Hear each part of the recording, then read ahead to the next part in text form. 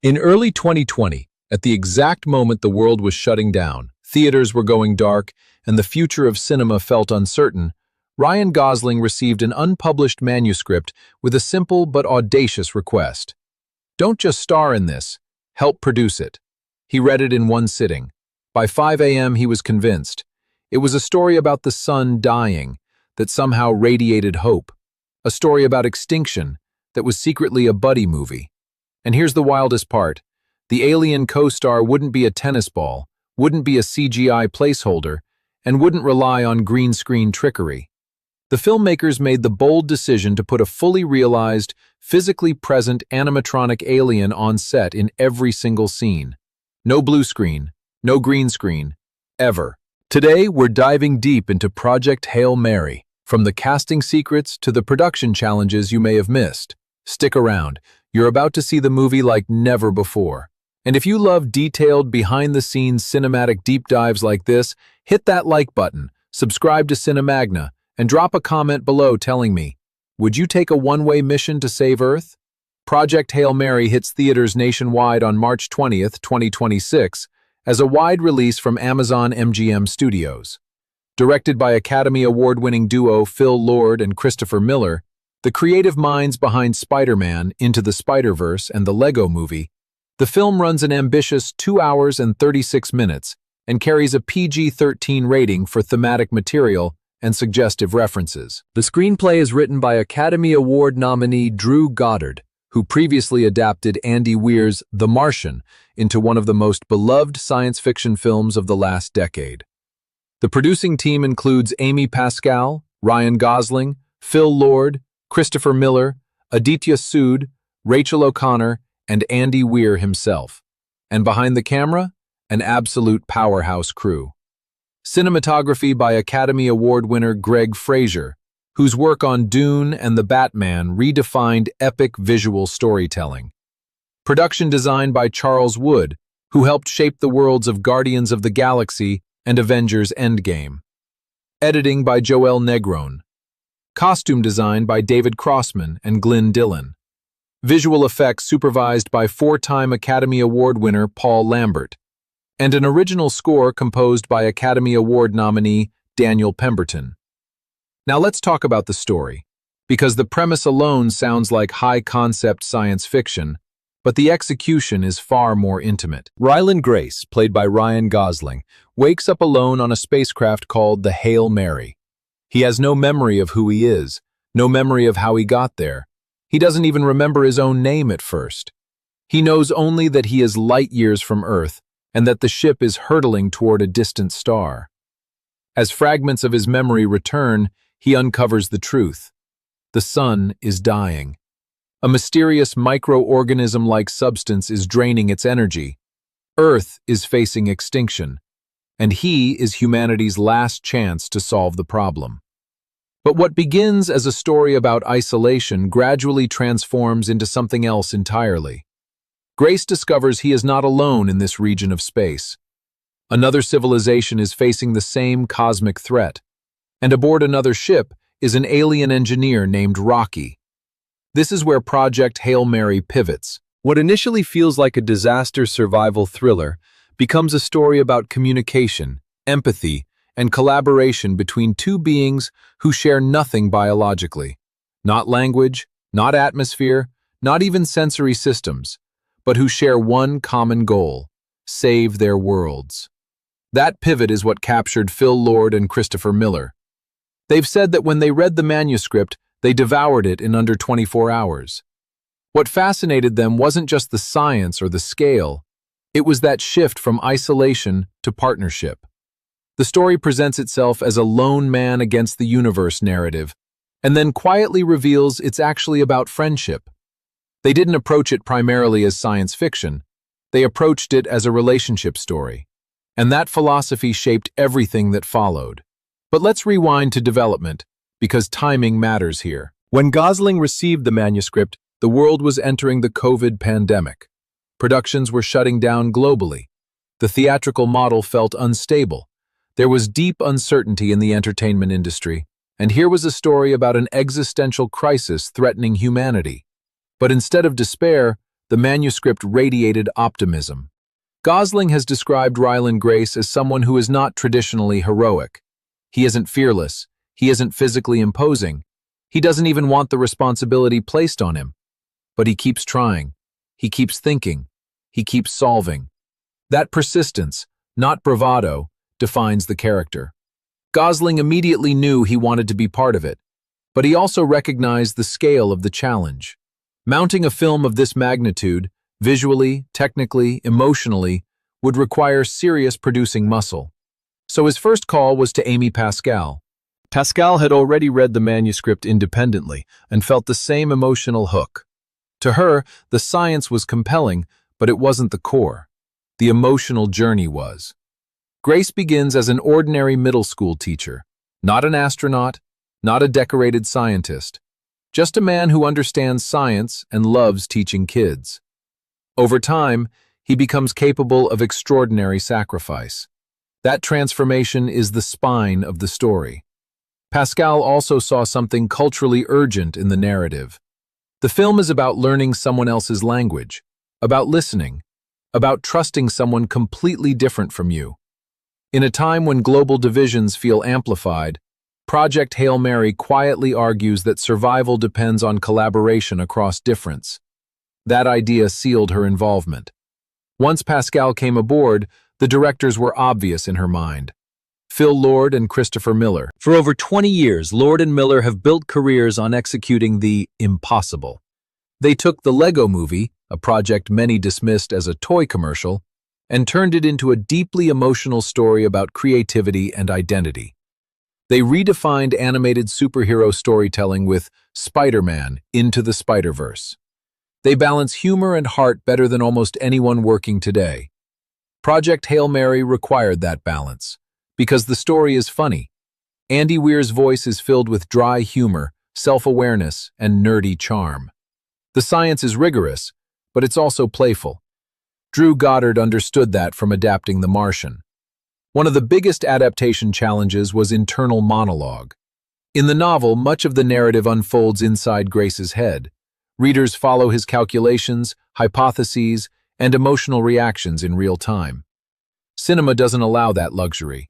You cannot simply narrate thinking. So Goddard, Lord, and Miller made a key decision: dramatize the science. Instead of simplifying it, they staged it.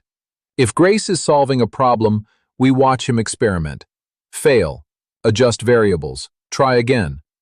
The audience experiences discovery through action, not explanation. They also expanded the presence of the ship's operating system, Mary, early in the film, to give Grace someone to push against before Rocky appears. But they were careful not to make it overly futuristic or cartoonish. The technology had to feel plausible, like an extension of current advancements, not a leap centuries ahead. Grounded science was essential. And speaking of grounding, let's talk about Eva Stratt. Stratt is the mysterious figure who recruits Grace for the mission. She operates with extraordinary authority, cutting through bureaucracy with laser focus. The role went to Academy Award nominee Sandra Hüller. Gosling first met Hüller during the awards circuit in 2023 and immediately thought she would be perfect. She has an ability to project both strength and warmth simultaneously. Hüller was intrigued by playing someone in power, a leader who commands respect, who balances humor and severity, who makes impossible decisions. Stratt is not a villain. She's not cruel. She's pragmatic. She carries the weight of planetary survival, and Hüller brings depth to that authority. By this stage, the creative core was assembled, but the real engineering challenge was still ahead.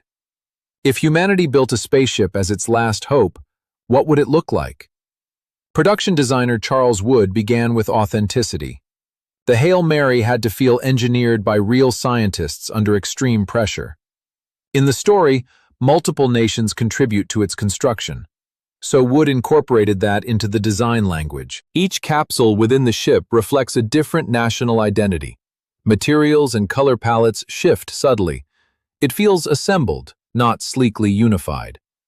Unlike traditional sci-fi ships filled with sterile steel corridors, the Hail Mary incorporates insulation fabrics and layered surfaces. Did you know insulation is a major structural component of real space architecture? Wood pulled insulation onto interior walls, weaving fabric into structural shapes. This wasn't just aesthetic, it helped support zero-gravity stunt work and added texture to the environment. Gravity itself became part of the design storytelling. Some areas of the ship operate in acceleration gravity, others in centrifugal gravity, others in zero gravity. That meant sets had to rotate. In some scenes, actors climb up into the cockpit. In others, they climb down into the same space. Chairs appear mounted on walls. Ladders reorient. The architecture shifts, subtly reinforcing Grace's own disorientation as his memory returns. This wasn't just world building, it was character psychology embedded in physical space. And that brings us to cinematography. Greg Fraser understood immediately that if Project Hail Mary felt emotionally distant, it would fail, no matter how spectacular the visuals were. This is a story set 12 light-years away, but it lives in a man's face. It lives in his eyes.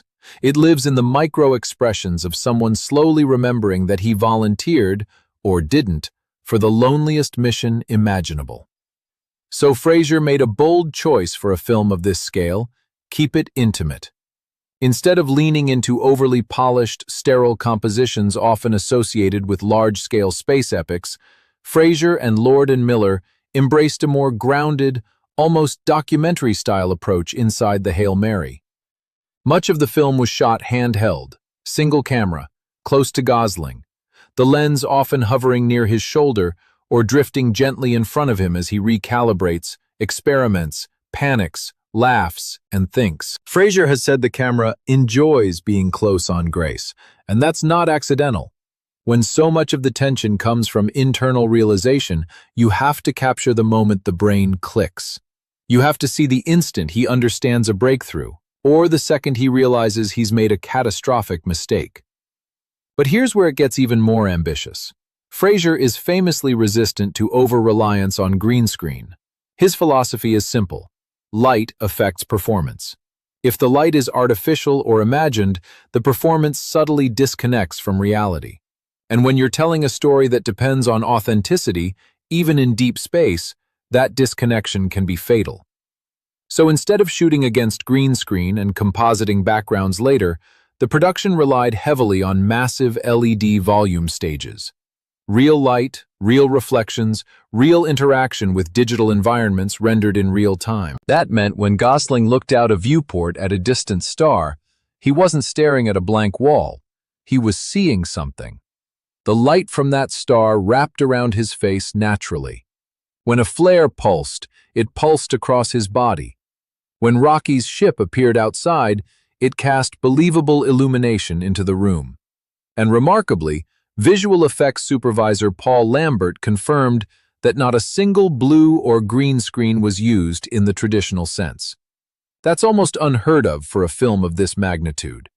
Lambert, a 4-time Academy Award winner whose previous work includes Blade Runner 2049 and Dune, approached Project Hail Mary with one central mandate: extend reality, don't replace it. Most of the sets were physically built.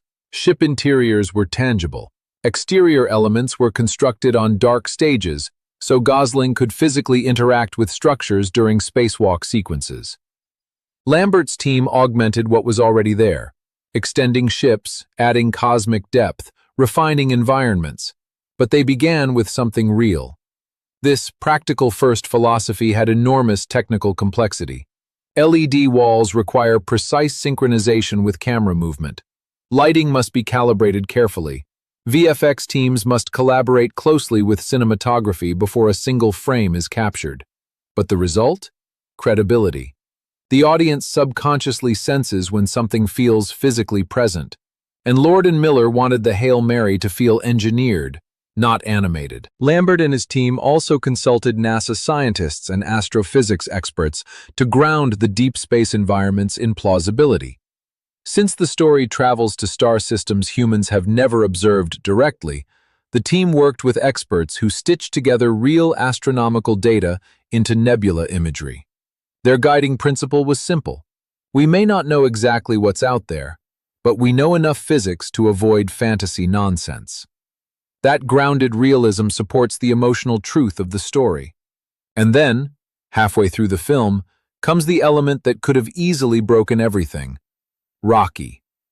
On the page, Rocky is shockingly alien. He's rock-like, spider-like. He has 5 limb arms. He has no face, no eyes in the human sense. He communicates through musical vibrations. His environment is ammonia-based. He doesn't perceive light the way humans do. In lesser hands, Rocky might have been simplified for convenience. Give him eyes, give him a mouth, make him more relatable. Phil Lord and Christopher Miller did the opposite. They leaned into the strangeness. Creature effects supervisor Neil Scanlon approached Rocky as a co-lead, not a creature feature. That's an important distinction. Rocky isn't a monster to overcome. He's half of a partnership. Scanlon began with behavior. How does Rocky move? What does curiosity look like for him? What does anxiety look like? How does enthusiasm manifest physically? Small changes in limb thickness or carapace size dramatically shifted his emotional read. The team went through numerous iterations. They didn't just want him believable, they wanted him expressive. And then came the crucial decision. Rocky would exist physically on set, not as a reference model, not as a motion capture performer in a gray suit. Fully built animatronics, puppeteered, present. James Ortiz, who not only performed Rocky's voice, but embodied him physically during filming, worked alongside a coordinated team of puppeteers to operate the sophisticated animatronic build. And this is where things get almost poetic. For months, Gosling filmed alone. Scenes of isolation, scenes of experimentation, scenes of frustration. The emotional weight of solitude mirrored Grace's character journey. Then Rocky arrives. Suddenly, Gosling has a scene partner. Lord has admitted that some people urged them to reconsider the practical approach. Shooting complex animatronics slows production. It complicates camera placement. It requires choreography between performers and puppeteers. But their argument was simple. Gosling needed someone to act against, and the results validate that choice. When Rocky tilts slightly, when one of his limb arms twitches unexpectedly, when he reacts with sudden enthusiasm, Gosling responds in real time. Those moments can't be replicated by a tennis ball on a stick. Miller has said you capture spontaneous magic when there's really a thing there. And there was always a thing there. Not a single Rocky scene was shot without his physical presence. Ortiz described Rocky's personality as a blend of genius-level engineer, peppy Labrador, anxious teenager, and grumpy old man. That unusual cocktail creates charm without sacrificing alien authenticity. Rocky isn't human-like. He's understandable, and that's a crucial difference. Because the film's core theme is communication. Grace and Rocky don't begin with emotional vulnerability. They begin with math, shared numbers, shared scientific principles. From there, language develops. From language, trust develops. That progression required subtle performance from both Gosling and Ortiz. The rhythm of dialogue evolves over time. What begins as hesitant exchanges of sound patterns becomes layered, quick, playful banter. And through that evolution, Grace transforms. He starts the film reluctant, avoidant. He does not see himself as heroic. Through Rocky, he learns what selflessness looks like. That arc had to be earned, not declared. Meanwhile, the Hail Mary itself continued to shape performance. Production designer Charles Wood's rotating gravity environments forced actors to physically adapt to shifting spatial logic. In acceleration gravity, movement felt vertical and heavy. In centrifugal gravity, orientation shifted. In zero gravity, stunt teams worked extensively to create believable weightlessness without relying entirely on digital trickery. Fabric-lined interiors softened the environment visually while serving practical purposes for wire rigs and stunt landings. Even the corridor containing humanity's collective knowledge, described internally as the Library of Alexandria, wasn't just symbolic. It reinforced what the mission carried beyond biology: culture, memory, history. The Hail Mary doesn't just transport bodies, it transports civilization. And that thematic layer influenced performance as well. Every problem Grace solves isn't just about survival. It's about preserving the entirety of human memory. That pressure grows heavier as the story progresses, but what prevents it from collapsing into bleakness is tone. Lord and Miller are masters of tonal balance. They understand humor as pressure release. They allow Grace to be self-deprecating. They allow awkwardness. They allow nerdy joy at scientific breakthroughs. And that humor never undermines the stakes. It humanizes them. Which brings us to the emotional crux of the film, a moment Lord has described as the hardest scene to land. At the end of the journey, Grace faces a decision. Return home to Earth, finally, after years of isolation? Or sacrifice everything to save Rocky's civilization? There is no lengthy internal monologue, no exposition-heavy speech. It had to be conveyed through timing, through performance, through music. And that brings us to the score, which we'll explore in depth in Part 3. Because Daniel Pemberton's approach to this film may be one of its most unexpected triumphs. The tonal phrase guiding him? Hope core. And the first instrument that inspired the entire emotional architecture of the score? A squeaky water tap. Daniel Pemberton knew from the beginning that Project Hail Mary couldn't sound like a traditional space epic. This wasn't just about grandeur. It wasn't just about cosmic scale or swelling orchestras echoing across the void. At its core, this was a story about two beings in a room trying to understand each other. So when Phil Lord described the tonal goal as Hope Core, it wasn't a throwaway phrase. It became the compass. Hope Core. Not bombast, not dread, not operatic sci-fi spectacle. Hope. But hope that feels earned. Fragile at first, constructed piece by piece. Early in development, Lord played Pemberton a piece by minimalist composer Steve Reich, a composition built around woodblocks. Lord jokingly said, "I want the whole score on a woodblock." Obviously, that wasn't literal, but the spirit of it mattered. The idea was that the score should feel tactile, organic, human. Grace represents humanity, but he's 12 light years away from it. So how do you keep Earth emotionally present in the soundscape? Pemberton's answer was radical in its simplicity. Use human sounds. Clapping, stomping, breathing, wood, metal, steel drums, voices. He wanted you to feel touch in the music, the physicality of hands striking surfaces, bodies creating rhythm, not sterile digital perfection. And then, in one of the most fascinating origin stories for a film score in recent memory, the emotional foundation of the entire soundtrack came from a squeaky water tap at a friend's house. When you turn that tap on, there's a pure, unstable tone before the water flows. Pemberton recorded it, sampled it, manipulated it, built an instrument out of it. That fragile, slightly off-center tone became the DNA of the score. It's poetic, really. The story begins with a man waking up disoriented, confused, unsure of his place in the universe.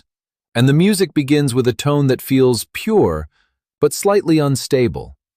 From that single source, the soundscape expanded. Pemberton brought in students from Wells Cathedral School to Abbey Road Studio 2 and had them create percussive rhythms using only their bodies. Clapping hands, slapping knees, stomping feet. The idea was to inject humanity into the sonic structure. He layered choirs, orchestras, steel drums, experimental vocal manipulations. But it never loses that tactile bass. Even when the score swells in the final act, you can still feel the touch of players behind the sound. That's intentional, because the film's emotional architecture mirrors its musical architecture. It begins small. It grows through connection. And by the time Grace faces his ultimate choice, return home or save Rocky, the score has built enough emotional trust that when it swells, it feels inevitable. Lord has said that landing that final decision scene was the hardest challenge in the entire production. There's no explanatory monologue, no voiceover, no convenient speech about sacrifice. It had to work through performance and music alone. By that point in the story, the audience has fallen in love with Rocky. Not because he's cute, not because he's anthropomorphized, but because we've watched him collaborate. We've watched him be vulnerable. We've watched him care. The friendship is earned through process, and that process is the secret ingredient in Project Hail Mary's emotional power. Andy Weir has said the novel itself began as 5 or 6 unrelated ideas sitting in his mental ideas file. Over time, he glued them together and sanded off the edges. That assembling instinct defines the film's production too. This was not a single stroke of genius, it was accumulation. Engineers building sets that rotate in multiple gravity orientations. Cinematographers syncing LED volumes with handheld intimacy. Puppeteers coordinating complex animatronic choreography in real time. VFX artists augmenting practical builds without replacing them. Composers building symphonic emotional arcs from squeaky taps and stomping feet. Every department solving problems collaboratively, which, if you think about it, perfectly mirrors the story itself. In the film, Grace cannot solve the astrophage crisis alone. He needs Rocky. He needs a completely different perspective. And in production, no department could solve this film alone either. Lord has emphasized that Weir's genius isn't just in the engineering details, it's in the emotional accessibility of engineers. The protagonists in his stories are scientists, yes, but they're human first. That humanity drives everything. Even Eva Straat, played by Sandra Hüller, embodies that duality. She operates with enormous authority, cutting through international bureaucracy to mobilize Earth's resources. But she does it not from cruelty, but from necessity.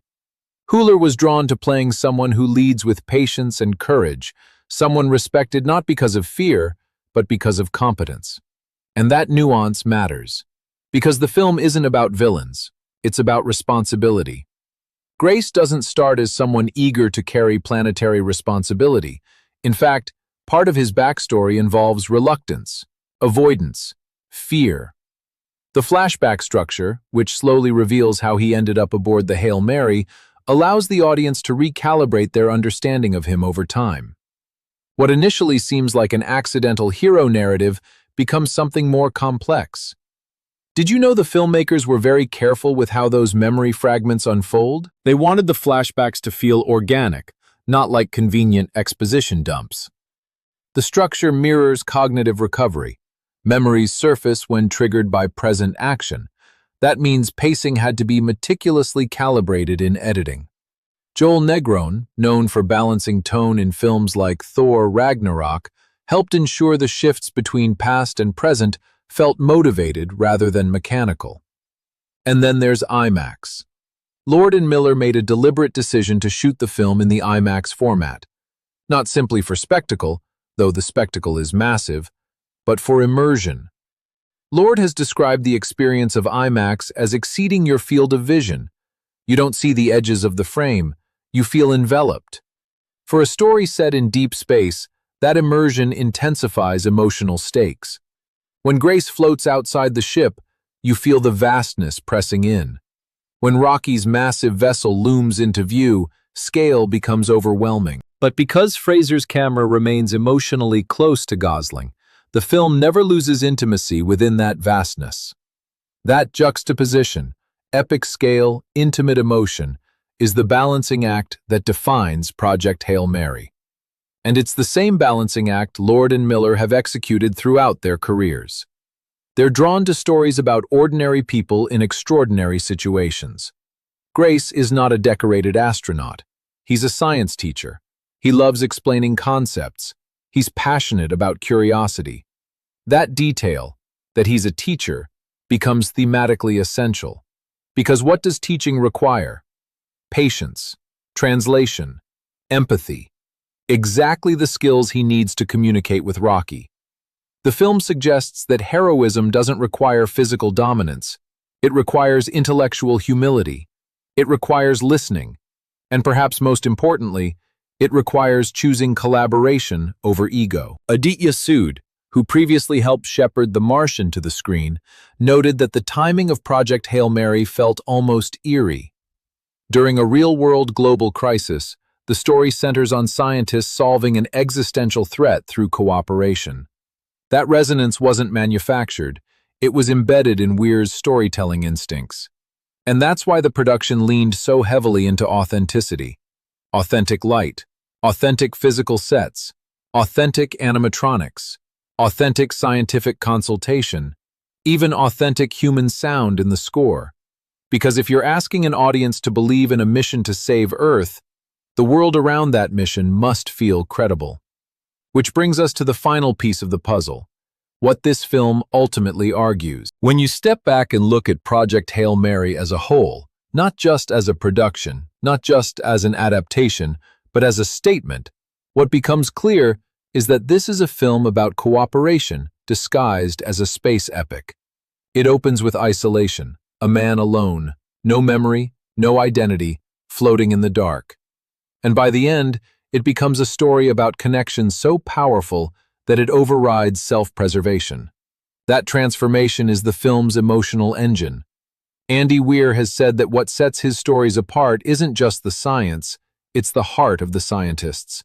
He doesn't write cold geniuses detached from emotion. He writes problem solvers who are vulnerable, funny, anxious, and deeply human. Ryland Grace embodies that fully. He isn't fearless. In fact, part of what makes his journey compelling is that he doesn't initially want the responsibility placed on him. The flashback structure slowly reveals the circumstances that led to his presence aboard the Hail Mary. And as the layers peel back, we see not just a reluctant hero, but a man forced to confront who he really is. That confrontation plays out in parallel with his growing bond with Rocky. Because Rocky is not just a co-protagonist, he is a mirror. Rocky is brilliant, logical, direct, emotionally transparent in his own alien way. He approaches problems methodically. He doesn't hesitate to take risks for the greater good. And as Grace collaborates with him, solving equations, building shared vocabulary, testing theories, something shifts. The story is structured around process. They don't immediately trust each other. They earn it. They begin with math, then basic language, then shared humor, then shared stakes. The filmmakers understood that if that progression felt rushed, the entire emotional payoff would collapse. So they gave it space. They let the awkwardness breathe. They let miscommunications happen. They allowed silence. And because Rocky was physically present on set through James Ortiz's performance and animatronic embodiment, those beats feel organic. Gosling wasn't reacting to nothing. He was reacting to subtle movements, physical proximity, unexpected gestures. That authenticity bleeds through the screen, and it's crucial in the final act. Because when Grace faces his ultimate choice, go home to Earth or sacrifice that chance to save Rocky's civilization, the decision lands not as spectacle, but as intimacy. Phil Lord has described that moment as the most delicate scene in the entire production. There's no exposition, no speech explaining his feelings, just timing, performance, music, and everything that has been built before it. By that point, the audience understands the stakes instinctively. Returning home means survival. Staying means sacrifice. But the film reframes survival itself. Is survival individual, or is it collective? That question runs quietly beneath every design choice, every technical decision, every thematic thread. Look at how the Hail Mary was constructed in the story. Multiple nations contributed to its creation. Different capsules reflect different identities. The ship itself is a collaboration. Even the corridor, nicknamed the Library of Alexandria, symbolizes humanity's shared knowledge, not one country's knowledge. The mission carries culture as much as biology. Now look at how the film was constructed. Cinematography and visual effects teams collaborating from the earliest stages to ensure LED volume lighting felt natural. Production design integrating practical stunt functionality into aesthetic choices. Puppeteers and performers choreographing complex animatronics in real time. Composers sampling squeaky water taps and children's body percussion to build a sonic foundation of humanity. Every department solving impossible problems together. The production mirrored the message. That's not accidental. Aditya Sood noted that across the board, this film pushed people beyond what they'd previously done in their careers. It required technical precision and emotional sensitivity in equal measure. Rachel O'Connor has described the experience as seeing more people at the top of their game working together than on any project she's previously encountered. That synergy matters, because audiences can feel when a film is assembled by disconnected pieces. Project Hail Mary doesn't feel disconnected. It feels engineered, but engineered with heart. And that balance, engineering and emotion, is Andy Weir's signature. Remember, the novel itself began as fragmented ideas sitting in a mental file. Weir glued them together, sanded off edges, built something cohesive. The film adaptation followed the same principle. Take grounded astrophysics consultation from NASA experts. Take handheld IMAX intimacy. Take animatronic alien performance. Take human-centered music composition. Take a flashback structure that unfolds like recovering memory. Glue them together carefully. Sand off the edges. What emerges is something that feels both massive and personal. The marketing tagline says, "Believe in the Hail Mary." That phrase works on multiple levels. In sports, a Hail Mary is a desperate last-second attempt. In this story, it's humanity's desperate attempt to save itself. But it's also a belief in something intangible. Belief that cooperation works. Belief that listening matters. Belief that even when systems fail, individuals can choose connection. And that belief feels timely. The film arrives in 2026, in a world still navigating division, technological acceleration, and global uncertainty. Without being preachy, it quietly suggests that curiosity and empathy are not weaknesses. They're survival tools. Even the way the film handles technology reinforces that idea.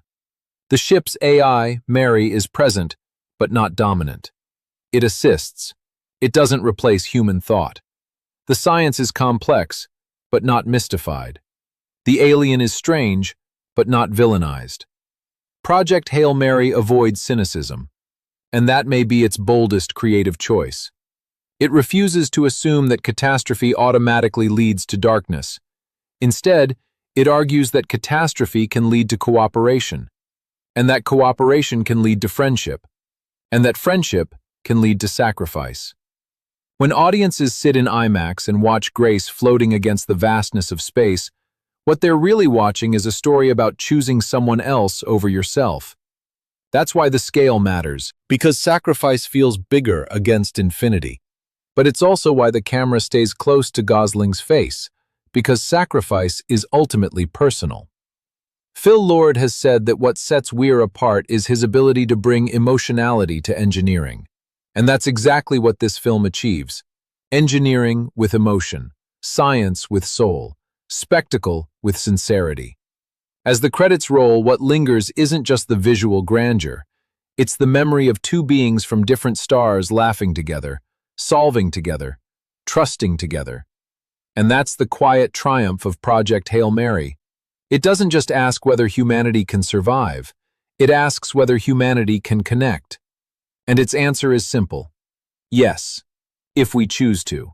If you enjoyed this deep dive into Project Hail Mary, make sure to like the video, subscribe to Cinemagna for more cinematic explorations, and drop a comment below telling me what moment you're most excited to see on the big screen. Are you here for the science, the friendship, the IMAX spectacle? Let's talk about it. Until next time, keep watching closely.